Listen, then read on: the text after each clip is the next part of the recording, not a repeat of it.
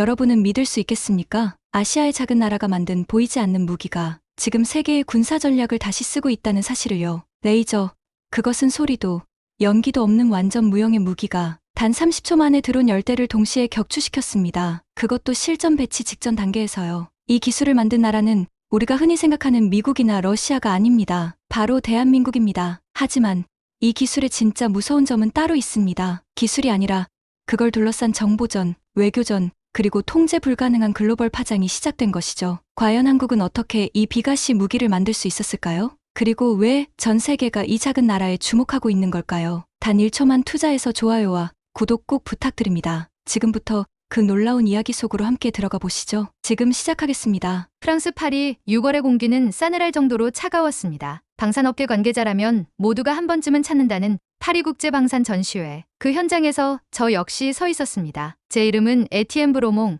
프랑스 국방 전문지의 군사기자이며 지난 20년간 수많은 무기박람회와 실전 테스트 현장을 다녀봤습니다. 때문에 어떤 신기술을 보더라도 쉽게 놀라지 않는 편이지요. 하지만 그날 한국 부스 앞에 멈춰선 순간만큼은 달랐습니다. 진심으로 어이가 없었습니다. 세계 최초 실전 배치 예정 레이저 무기 시스템. 간판에 적힌 저 문구를 보는 순간 저도 모르게 헛웃음이 새어나왔습니다. 그 아래엔 세련된 그래픽으로 구성된 블록형 무기 시스템의 이미지와 함께 드론 10대 30초 내 전멸이라는 자극적인 문구가 붙어 있었지요. 프랑스, 독일, 이스라엘 등 유럽 방산 인사들이 부스를 지나며 하나같이 비슷한 반응을 보였습니다. 이건 홍보용 과장이지 실전 배치라니, 그런 기술이 있었으면 우리도 먼저 알았을 거야. 제가 다닌 전시회에서 레이저 무기 이야기는 항상 실험 단계나 연구 수준에 머무는 것이 일반적이었습니다. 아직 해결되지 않은 기술적 한계가 산더미 같았으니까요. 그런데 그 순간 부스 안쪽에서 조용히 다가온 한 청년이 있었습니다. 이름은 김진수 씨,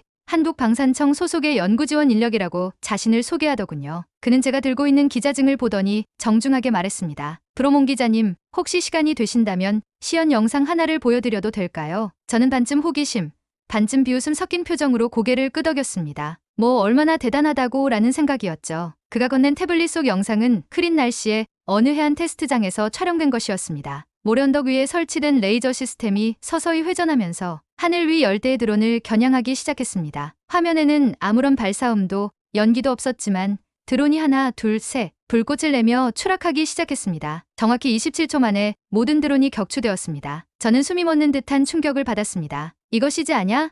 제 입에서 처음 튀어나온 말이었습니다. 하지만 영상엔 실시간 열감지 데이터, 표적 정보, 추적 알고리즘까지 고스란히 기록되어 있었습니다. 제가 허탈한 듯 화면에서 눈을 떼지 못하고 있을 때 김진수 씨는 한마디를 덧붙였습니다. 영상 속 장비는 2개월 전 시험에서 촬영된 실물입니다. 다음 달이면 실전 부대 배치가 예정되어 있습니다. 저는 말문이 막혔습니다. 이게 진짜라면 지금까지의 전술 교범은 다 뒤집혀야 한다. 그날 저녁 호텔방에서 저는 영상을 반복해서 돌려봤습니다. 표적 인식 속도, 조준 정확도, 격추 시간, 그 어떤 것도 흠잡을 수 없었습니다. 미국 군수 전문가 친구에게도 전송의 분석을 부탁했지요. 돌아온 대답은 단 한 문장. 이게 진짜라면 교전 규칙이 이제 바뀐 거야. 기자로서의 본능이 꿈틀댔습니다. 그리고 자존심도요. 제가 지금까지 알고 있던 군사기술의 상식이 틀렸을 수 있다는 사실을 인정하기는 쉽지 않았지만 동시에 이 기술이 진짜라면 세상을 바꿀 무언가를 목격하고 있다는 확신이 들었습니다. 그렇게 저는 결심했습니다. 이 기술이 단지 프로토타입이 아닌지, 정말로 실전 배치 가능한 상태인지, 그것을 만들고 있는 사람들은 누구인지 직접 확인하러 한국으로 가야겠다고요. 저 에티엔 브로몽이 지금까지 써온 수천 개의 기사 중 아마 가장 중요한 이야기의 시작이 될지도 모른다고 생각하였습니다. 하지만 이상하게도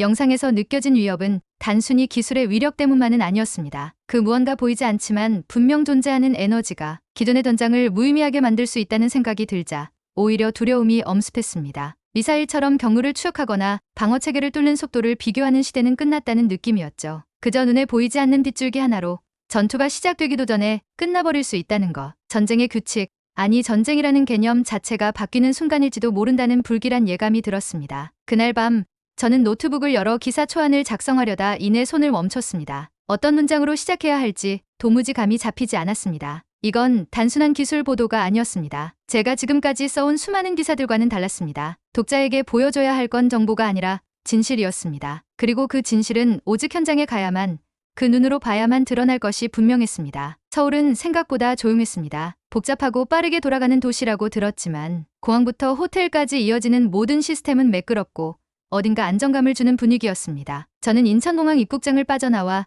미리 예약한 KTX를 타고 경남 창원으로 향했습니다. 그곳엔 제가 꼭 만나야 할 인물이 있었습니다. 블록건이라는 이름의 레이저 무기를 실전 배치 수준으로 끌어올린 주역, 박지훈 박사였습니다. 박지훈 박사는 검은색 셔츠에 깔끔하게 정리된 머리, 눈빛이 날카로운 인상이었습니다. 겉보기엔 차가워 보였지만 말투는 매우 공손하고 겸손했습니다. 에티엔 브로몽 씨, 먼 길 오시느라 고생 많으셨습니다. 직접 보시는 게 가장 빠를 겁니다. 그의 말대로 저는 말로 설명을 듣기보다 직접 눈으로 확인하고 싶었습니다. 우리가 향한 곳은 하나에어로스페이스의 창원 테스트 센터였습니다. 그곳은 민간 연구소 같으면서도 보안이 삼엄했고 출절차는군 시설에 버금갔습니다. 센터의 한가운데에는 거대한 철제 플랫폼과 다관절 로봇팔, 그리고 위상 배열 레이저 장비가 설치되어 있었고 박 박사는 그 기계를 가리키며 조용히 말했습니다. 이게 블록건 시스템입니다. 위상 배열 저그에선 레이저를 기반으로 AI가 0.5초 이내에 표적을 탐지하고 추적합니다. 그는 간단한 시연을 준비했습니다. 드론 6대를 공중에 띄우고 표적 인식을 위해 열신호를 부여한 뒤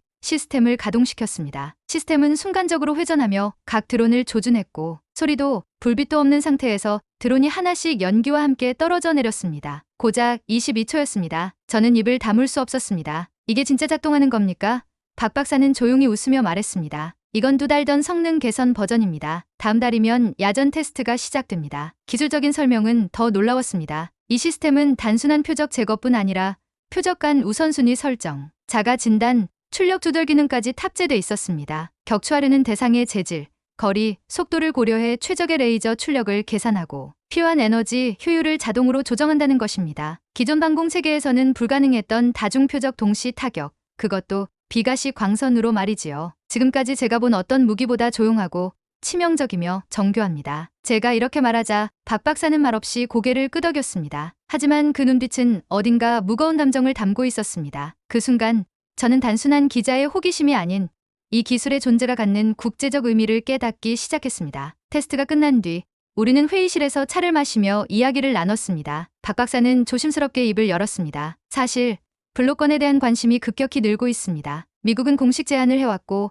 유럽은 내부적으로 협력보다 견제를 논의하고 있다는 소식도 들립니다. 그 말은 단순한 기술 자랑이 아니었습니다. 그는 진지하게 그리고 약간은 피로한 표정으로 말을 이었습니다. 며칠 전엔 정체불명의 외국인이 접근했습니다. 자신을 싱가포르 투자자라고 소개했지만 조사해보니 중국계 민간 업체와 연관이 있더군요. 산업 스파이일 가능성이 큽니다. 저는 그 말을 듣고 등골이 오싹해졌습니다. 이 기술은 이미 단순한 무기가 아니었습니다. 정보전의 대상, 외교적 거래의 핵심 자산, 심지어는 국제 질서를 재편할 수 있는 무형의 핵이었습니다. 실제로 유럽 주요 방산기업들의 주가는 이 기술 시연 영상이 퍼진 이후 소폭 하락세를 보였고 프랑스 탈레스의 일부 투자자들은 새로운 대응 기술을 요구하기 시작했다는 기사도 접할 수 있었습니다. 다음날 저는 박 박사의 배려로 국방부 산하의 시험 시설 일부를 참관하게 되었고 거기서 또 다른 놀라운 사실을 확인했습니다. 한국은 이 기술을 단순히 드론 요격에 그치지 않고 장거리 미사일 방어, 심지어는 위성 추적 시스템까지 확장하려는 계획을 세우고 있었습니다. 이건 기술이 아니라 전략이었습니다. 작은 나라가 거대한 강국들과 맞서기 위해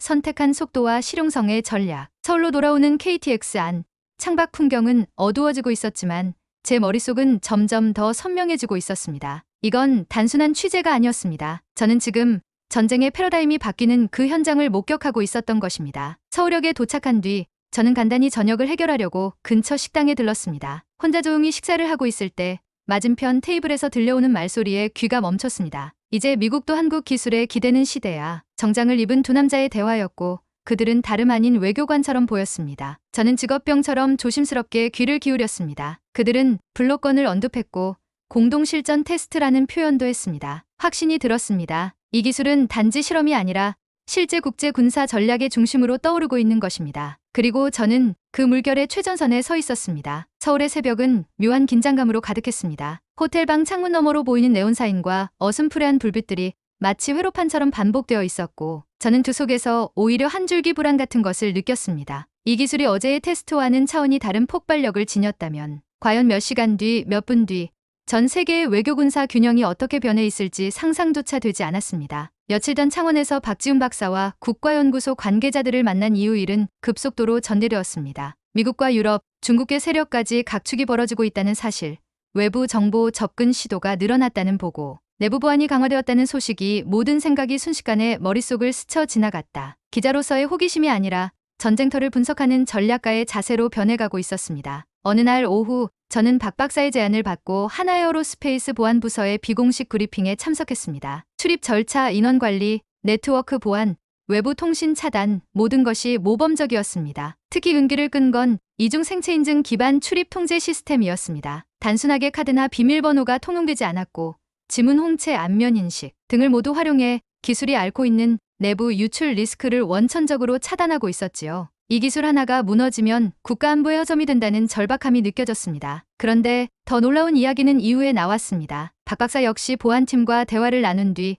저를 비공식 간담회에 초대한 것입니다. 그곳에는 국방부 주요 인사와 외국 참관자들이 모였고 프랑스, 미국 등 동맹 측이 평가 의사를 표명했습니다. 반면 중국계로 추정되는 인사는 한국의 기술 완성도는 놀랍지만 우리는 비슷한 기술을 개발 중이며 중국 제조 기반이 우월하다고 평했습니다. 저는 그 현장에서 한눈에도 전쟁이 시작되었다는 현실감에 사로잡혔습니다. 그리고 드디어 베르나르 중령이 조용히 다가왔습니다. 그는 저를 호텔 인근의 조용한 공원으로 이끌더니 이렇게 말을 건넸습니다. 브로몽 기자님, 프랑스는 공식 채널을 통해 블록건 시스템의 실전 공동평가를 추진할 준비가 되어 있습니다. 이 평가 과정에 당신의 현장 눈과 영상 기록이 필요합니다. 그 말은 제게 단순한 기사 요청을 넘어 외교적 협력의 제안이었습니다. 저는 순간 기자와 국가제휴의 지점에 서 있다는 사실에 전율했습니다. 제 역할이 무엇인가요? 제가 조심스럽게 묻자 중령은 한 걸음 다가와 말했습니다. 모든 것을 기록하고 브리핑해달라. 우리가 이 기술의 실효성을 이해하고 동맹 간 고리로 삼기 위해선 당신의 목소리가 필요합니다. 그 말은 제게 선택을 강요했습니다. 단순한 보도가 아니라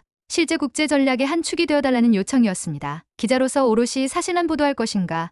아니면 국가 안보라는 이름 아래 외교적 메시지를 담아야 할 것인가? 이 결정은 제 기사의 방향을, 더 나아가 각국의 군사 태세에까지 영향을 줄 수 있는 일이라 생각했습니다. 그 후로 며칠간 저는 호텔방에서 잠도 못 자고 자료를 정리했습니다. 영상 분석, 대화 녹취, 보안 브리핑, 그리고 간담회에서 나왔던 외국 인사들의 언급들 모두 기사에 담아야 할지 혹은 전략적 정보로 분류해야 할지 고민했습니다. 국방부 하나에어로스페이스 국가연구소 측은 기자로서보다 내부 브리핑 채널을 통해 참여해달라고 부탁했고 베르나르 중령은 프랑스 언론과의 연결고리가 되어달라고 했습니다. 저 스스로 이 몸이 어디에 서 있는지 혼란스러웠습니다. 택시를 타고 창밖의 야경을 보며 저는 마음속 깊은 곳에서 결의를 다졌습니다. 기자로서의 객관성과 국가안보라는 명제 사이에서 중립적이 돼 균형을 찾겠다. 그렇게 하지 않으면 제 기사는 단순한 호기심에 머무를 것이며 동시에 전략적 메시지도 담지 못할 테니까요. 다음날 베르나르 중령의 요청대로 저는 공식 공동평가 프로그램에 대한 기초 브리핑에 참여하게 되었습니다. 기자로서가 아닌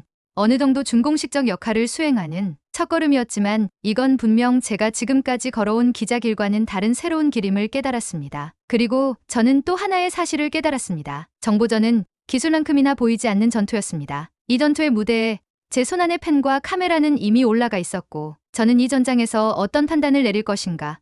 그 선택이 바로 이 이야기의 진짜 분기점이 될 것입니다. 브리핑을 마치고 나오던 길, 저는 로비에서 우연히 미국 방산기업 관계자와 마주쳤습니다. 그는 제 명찰을 흘깃 보더니 말을 걸어왔습니다. 당신이 브로몽 기자군요. 우린 당신 기사를 주의 깊게 읽고 있습니다. 짧은 인사였지만 그 말 속엔 묘한 압박과 기대가 뒤섞여 있었습니다. 저는 느꼈습니다. 지금 제가 쓰는 단 한 줄의 문장이 국가 간 신뢰를 만들 수도 갈라놓을 수도 있다는 것을요. 펜이 무기보다 무거운 순간이었습니다. 며칠 전 저는 다시 인천국제공항에 섰습니다. 처음 이곳에 도착했을 때와는 전혀 다른 마음가짐이었습니다. 그땐 단순히 확인하러 왔지만 지금은 그 기술의 의미를 품고 돌아가는 길이었습니다. 공항 출국장에서 비행기를 기다리는 동안 지난 몇 주간의 기억이 주마등처럼 스쳐 지나갔습니다. 박지훈 박사와의 인터뷰, 창원의 시연 현장, 보안 브리핑, 각국 외교 관계자들과의 조용한 만남들. 저는 이제 이 기술이 단순한 방어체계 이상의 것임을 확신하게 되었습니다. 블록건 시스템, 위상 배열 적외선 레이저와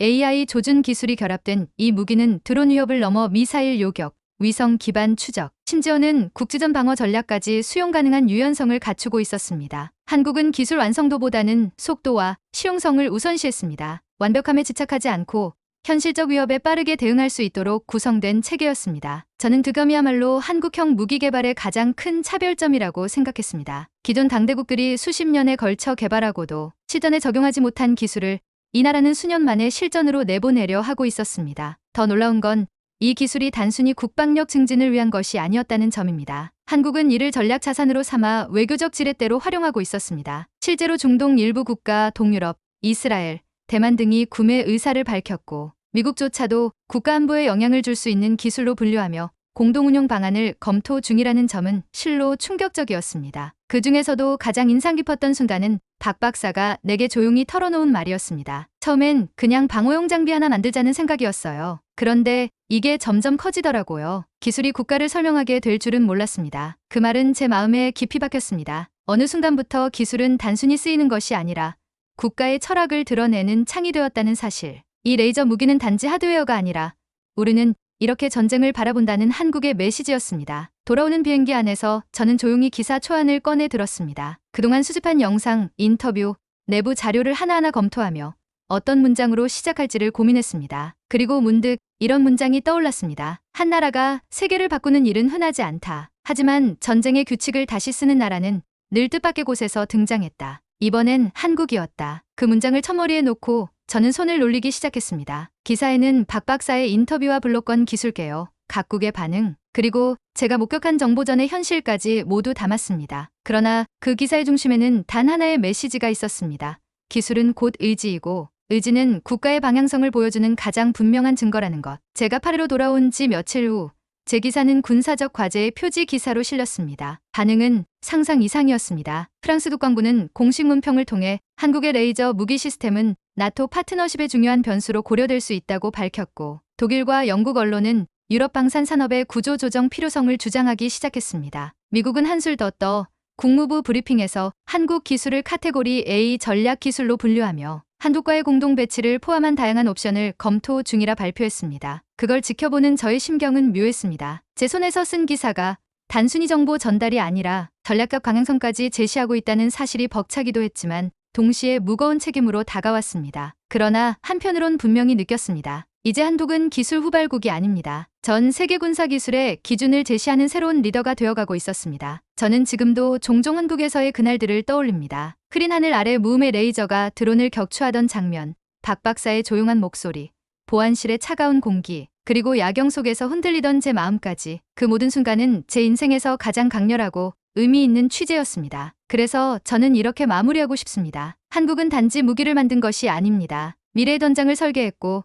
자신만의 철학을 기술에 담아낸 나라입니다. 그리고 저는 운 좋게도 그 시작을 목격한 사람이었습니다. 여러분은 어떻게 생각하시나요? 프랑스 군사 전문 기자 에티엔 브로몽이 목격한 한국의 레이저 무기 기술. 이것은 단순한 무기였을까요? 아니면 세계의 판도를 바꾸는 조용한 혁명이었을까요? 이 이야기가 놀랍거나 자랑스럽거나 혹은 더 알고 싶은 게 있다면 아래의 댓글로 여러분의 생각을 꼭 남겨주세요. 그리고 이런 놀라운 대한민국의 이야기 계속 함께 보고 싶으시다면 좋아요와 구독 잊지 말아주세요. 당신의 클릭이 다음 이야기를 만드는 가장 큰 힘이 됩니다. 감사합니다. 여러분의 K 감동탐험입니다.